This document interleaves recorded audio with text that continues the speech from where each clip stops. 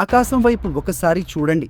ఆ ప్రకాశవంతమైన కాంతి గోళం మన కళ్లకు రోజూ కనిపించే ఒక సాధారణ సూర్యుడు మాత్రమే కాదు. మన భూమి మీద ప్రతి ప్రాణి మనుగడకు, మనం పీల్చే గాలికి, పారే నదులకు మూలాధారం ఆ సూర్యుడే. కానీ ఆ బ్లైండింగ్ బ్రైట్నెస్ వెనుక ఒక భయంకరమైన శక్తి, ఊహకు అందని ఒక భారీ సామ్రాజ్యం దాగి ఉంది. ఇది కేవలం ఒక స్టార్ మాత్రమే కాదు, మన సోలార్ సిస్టమ్ను శాసించే ఒక కాస్మిక్ పవర్ హౌస్. చాలా మందికి తెలియని ఒక షాకింగ్ నిజం ఏమిటంటే, మనం ప్రస్తుతం సూర్యుడి యొక్క ఎక్స్టెండెడ్ అట్మాస్ఫియర్లోనే నివసిస్తున్నాం. సూర్యుడి నుండి వచ్చే వేడిగాలి మనల్ని తాకుతూనే ఉంటుంది. మన భూమికి ఉన్న మ్యాగ్నెటిక్ షీల్డ్ మనల్ని కాపాడుతోంది కాబట్టి సరిపోయింది. లేదంటే ఆ సోలార్ రేడియేషన్కు మనం ఎప్పుడో భస్మం అయిపోయేవాళ్ళం.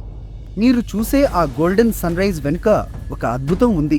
ఆ కాంతి 93 మిలియన్ మైళ్ల ప్రయాణం చేసి మనల్ని చేరుతోంది. కేవలం ఒక గంటలో సూర్యుడు భూమికి ఇచ్చే ఎనర్జీ ప్రపంచంలోని అన్ని పవర్ ప్లాంట్స్ కలిపి ఒక ఏడాదిలో ప్రొడ్యూస్ చేసే ఎనర్జీ కంటే చాలా ఎక్కువ. మనం భూమిని దాటి సూర్యుడికి దగ్గరగా వెళ్తే అక్కడ ఒక వింత ప్రపంచం కనిపిస్తుంది. సూర్యుడు ఒక సాలిడ్ ఆబ్జెక్ట్ కాదు, అది మరుగుతున్న ప్లాజ్మాతో నిండిన ఒక భారీ సముద్రం. అక్కడ టెక్సాస్ రాష్ట్రం అంత సైజులో ఉండే భారీ అగ్ని కెరటాలు నిరంతరం ఎగిసిపడుతుంటాయి. దీనిని ఫోటోస్పియర్ అంటారు. ఈ ప్లాజ్మా సముద్రం సెకనుకు లక్షల కిలోమీటర్ల వేగంతో కదులుతూ ఉంటుంది. సూర్యుడి ఉపరితలం మీద అక్కడక్కడ నల్లటి మచ్చలు కనిపిస్తాయి.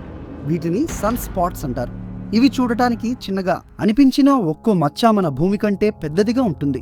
ఇక్కడ మ్యాగ్నెటిక్ ఫీల్డ్ చాలా స్ట్రాంగ్గా ఉండటం వల్ల చుట్టుపక్కల ప్రాంతాల కంటే ఇవి కొంచెం చల్లగా ఉంటాయి. అందుకే ఇవి మనకు నల్లగా కనిపిస్తాయి. ఈ సన్ స్పాట్స్ నుండే భారీ సోలార్ ఫ్లేర్స్ పుట్టుకొస్తాయి. ఇక సూర్యుడి పుట్టుక విషయానికి వస్తే అది ఒక గ్రేట్ అడ్వెంచర్. బిలియన్ల క్రితం ఇక్కడ సూర్యుడు లేడు. కేవలం గ్యాస్ మరియు డస్ట్తో నిండిన ఒక చీకటి మేఘం ఉండేది. దీనినే ఇంటర్స్టెల్లార్ నెబ్యులా అంటారు. గ్రావిటీ వల్ల ఆ మేఘాలన్నీ దగ్గరికి చేరి ప్రెజర్ పెరిగి ఒక ప్రోటోస్టార్ గా మారింది. ఆ తర్వాత ఒకానొక క్షణంలో కాస్మిక్ ఇగ్నిషన్ జరిగింది. ఆ మూమెంట్ లో రిలీజ్ అయిన ఎనర్జీ చుట్టూ ఉన్న గ్యాస్ ను క్లియర్ చేసి మన సూర్యుడిని ఒక పూర్తి స్థాయి స్టార్ గా మార్చేసింది. సూర్యుడి సైజు గురించి ఆలోచిస్తే మన బుర్ర తిరిగిపోతుంది. సూర్యుడు ఒక ఖాళీ ఫుట్బాల్ అనుకుంటే అందులో 13 మిలియన్ భూములను నింపవచ్చు. అంటే మన భూమిలో సూర్యుడి ముందు ఒక చిన్న ఇసుక రేణువు లాంటిది. మన సోలార్ సిస్టంలోని మొత్తం బరువులో 99% సూర్యుడిదే. అంత భారీ బరువు ఉండటం వల్లే సూర్యుడు స్పేస్ టైం ఫ్యాబ్రిక్ ను ఒక లోతైన గుంటలా బెండ్ చేస్తాడు.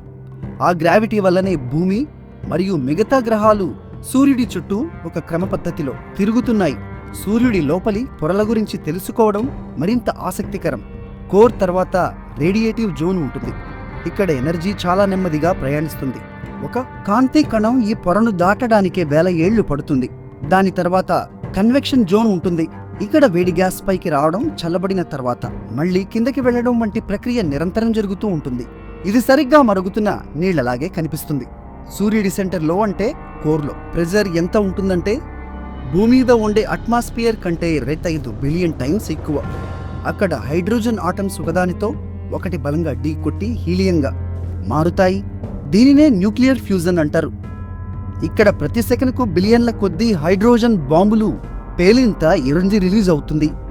ఈ ప్రాసెస్లో పుట్టే కాంతి కణాలు అంటే ఫోటాన్లు సూర్యుడి లోపలి పొరల నుండి బయటకు రావడానికి 1,00,000 ఏళ్లు పడుతుంది. అంటే మీరు ఇప్పుడు చూస్తున్న ఎండ 1,00,000 ఏళ్ల క్రితం సూర్యుడి కోర్లో తయారైంది. సూర్యుడి కోర్లో టెంపరేచర్ అక్షరాల 15 మిలియన్ డిగ్రీల సెల్సియస్. అగ్నిపర్వతంలోని లావా కూడా దీని ముందు గడ్డకట్టిన ఐస్ ముక్కలా కనిపిస్తుంది. సూర్యుడు నిరంతరం సోలార్ విండ్స్ అనే చార్జ్డ్ పార్టికల్స్ ను అంతరిక్షంలోకి విడుదల చేస్తూ ఉంటాడు.